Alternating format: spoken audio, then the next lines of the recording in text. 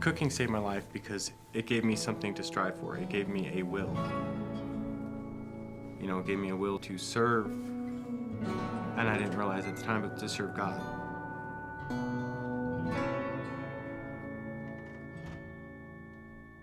In the moment, I don't think you know, hey, you know what, I think I'm turning into an addict. I think it's, or an alcoholic. I think it's after the fact and you sober up and you have some time sober that you see where your life went wrong. Growing up in the fire department was an honor. If you're a fireman, that's your job and that's your identity. I'd been doing it since I was 17, 18.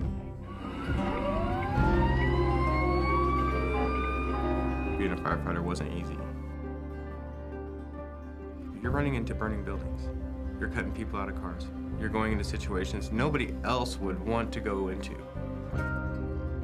You always have aches and pains in your training all the time, and you get hurt in your muscle pulls, whatever. But I had 3 shoulder surgeries, my shoulders were shot. So now I have prescriptions for narcotics, Percocet, Soma. It didn't take long for me to spiral downhill. Once I had become addicted. 2011, I left the fire department. The New Life program, it's a 1-year residential drug and alcohol rehab program. What we're looking for is someone who says, yes, I want to change, but I don't know what that looks like. We can provide a great environment for that to happen. We can provide direction and assistance and help you find out what that looks like for you. You've got to be willing to do the hard work of life change. And it's a day in, day out grind. I didn't realize how much I lost myself without the fire department. I lost me. I didn't think I could be passionate about anything other than firefighting. He was first assigned to facilities, but then he came into the kitchen and absolutely loved it. Culinary arts gave him a way to just vent to himself, I guess, what it was. He ended up being able to find a niche that he really enjoyed, and through that, I mean, you just saw a transformation in him.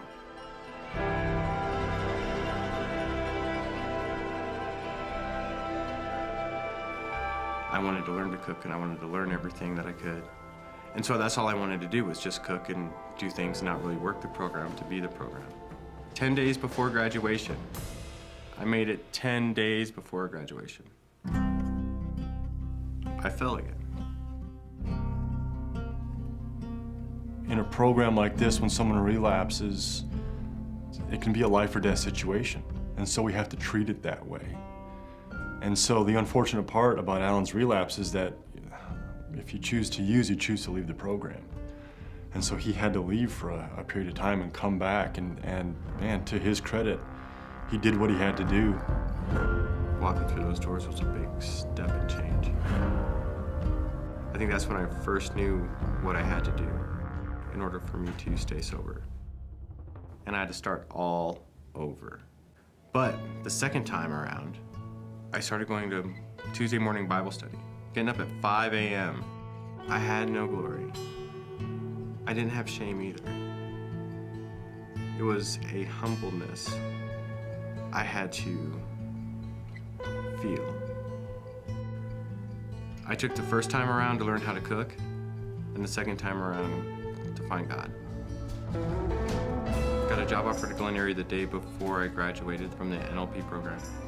Now that I'm actually walking with Christ and for Christ, things have just been outstanding. God has shown me that I can be successful for Him and feeding His people. Here I signed up to come back to volunteer. When it's 10 degrees below zero or 110 degrees outside, I like to feel that when they come in, that their troubles go away for the time that they're eating their meal.